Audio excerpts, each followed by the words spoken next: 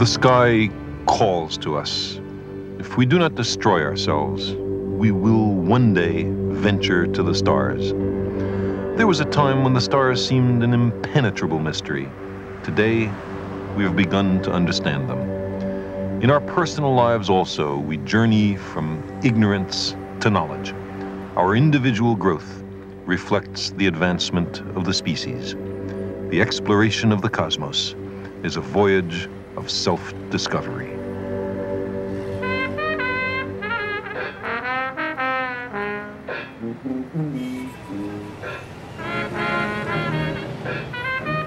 When I was a child, I lived here, in the Bensonhurst section of Brooklyn, in the city of New York. I knew my immediate neighborhood intimately. Every candy store, front stoop, backyard, empty lot, and wall for playing Chinese handball.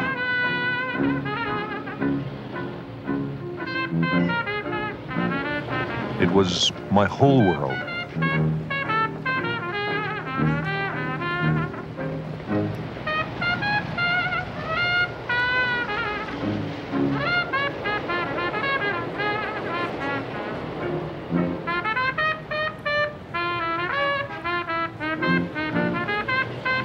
But more than a few blocks away, north of the raucous traffic and elevated railway on 86th Street, was an unknown territory, off limits to my wanderings. It could have been Mars for all I knew.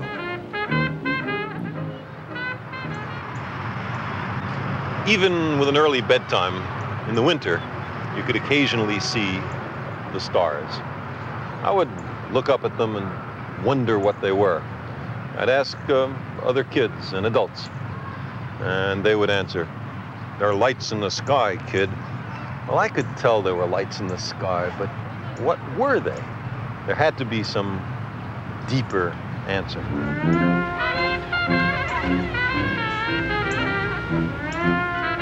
I remember I was issued my first library card. I think it was some library over there on 85th Street. Anyway, it was in alien territory. And I asked the librarian for a book on stars. She gave me a funny kind of picture book with portraits of men and women with names like Veronica Lake and Alan Ladd. I explained that wasn't what I wanted at all. And for some reason then obscure to me, she smiled and got me another book, the right kind of book. I was so excited to know the answer that I opened the book breathlessly right there in the library. And the book said something astonishing, a very big thought. Stars, it said, were suns, but very far away. The sun was a star, but close up.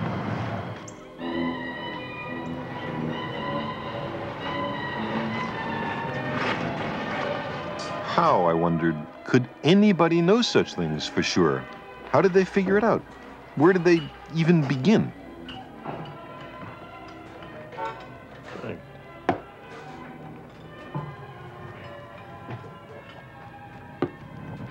I was ignorant of the idea of angular size. I didn't know a thing about the inverse square law of the propagation of light. I didn't have the ghost of a chance of calculating the distance to the stars.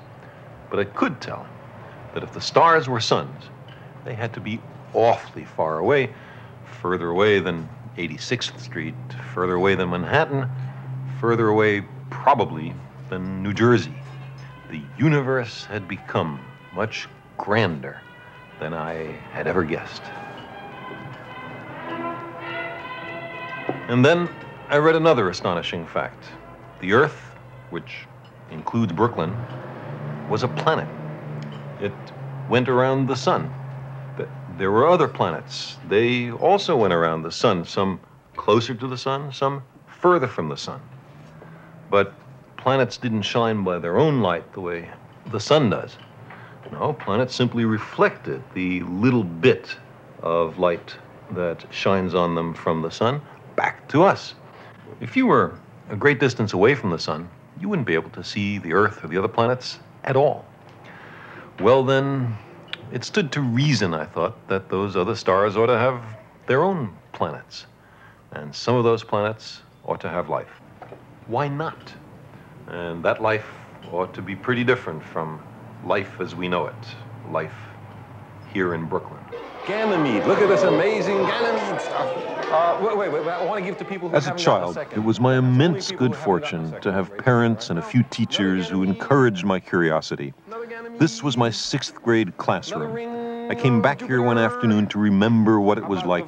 I brought some of the breathtaking pictures of other worlds that had been radioed back by the Voyager spacecraft in their encounters with Jupiter and its moons. Okay, this is Callisto, which is... What is a Callisto? I want a Callisto. Now you got it. What is it? It's the outermost big moon of Jupiter. Who is this guy? Europa! Another Europa. A black and white picture of a ring of Jupiter. There you go. That's a prize for honesty. You didn't get a second. You're right. Which one would you like? Okay. No. What? How do... You didn't get a second.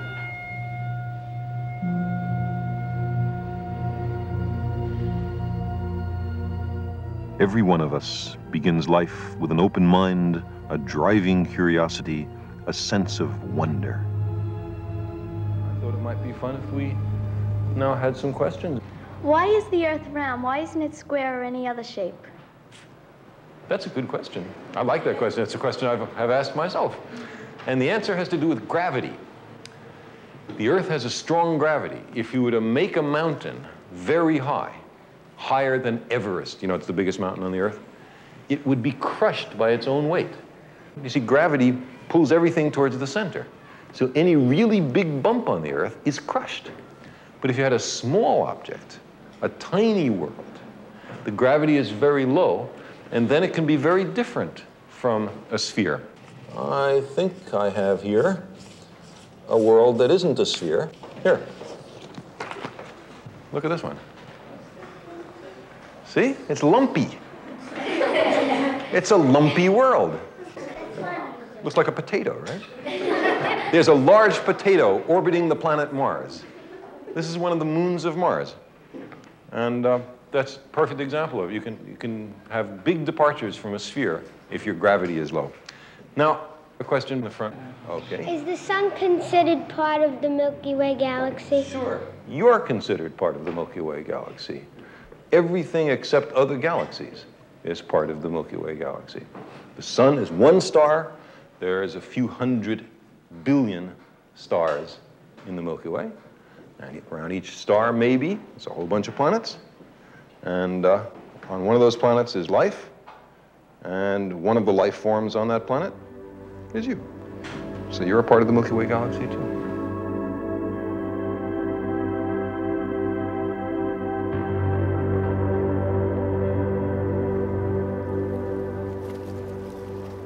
Sometimes I think how lucky we are to live in this time, the first moment in human history when we are, in fact, visiting other worlds and engaging in a deep reconnaissance of the cosmos.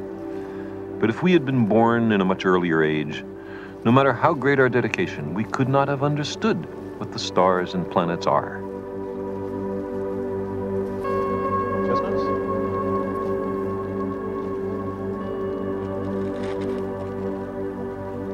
We would not have known that there were other suns and other worlds.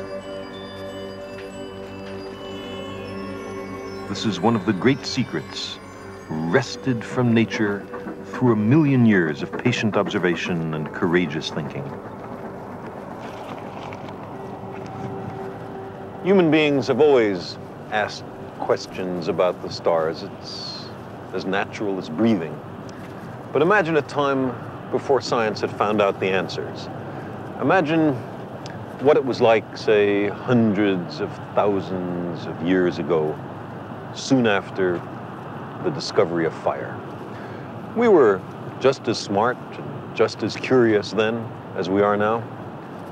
Sometimes it seems to me that there were people then who thought like this.